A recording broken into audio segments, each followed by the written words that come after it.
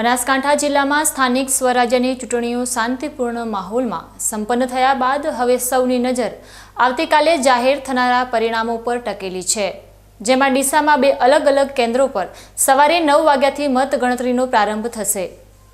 ડીસામાં સ્થાનિક સ્વરાજ્યની આ ચૂંટણીના જંગમાં કોણ વિજેતા બનશે તેનું ચિત્ર આવતીકાલે સ્પષ્ટ થઈ જશે, જેના માટે વહીવટી તંત્ર દ્વારા તમામ તૈયારીઓ પૂર્ણ કરી દેવામાં આવી છે।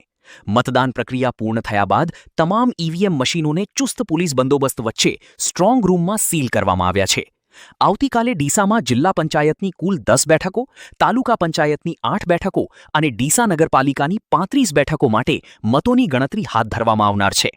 કાયદો અને વ્યવસ્થાની સ્થિતિ જળવાઈ રહે અને સુચારુ રૂપે ગણતરી પૂર્ણ થાય તે માટે 2 અલગ મથકો નક્કી કરાયા છે, જેમાં જિલ્લા અને તાલુકા પંચાયતની બેઠકો માટે કાંઠ ગામ સ્થિત સર્વોદય લો કોલેજ ખાતે મતગણતરી યોજાશે, જ્યારે ડીસા નગરપાલિકાના ભાવિનો ફેંસલો શહેરની મહારાણા પ્રતાપ હાઈસ્કૂલ એટલે કે જૂની SCW હાઈસ્કૂલ ખાતે કરવામાં આવશે।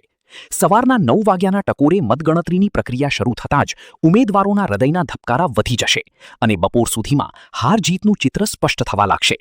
મતગણતરી કેન્દ્રોની આસપાસ કલમ 144 લાગુ કરી દેવામાં આવી છે અને અનિચ્છનીય બનાવ ન બને તે માટે પોલીસના ઉચ્ચ અધિકારીઓ સહિતનો કાફલો ખડેપગે તૈનાત રહેશે।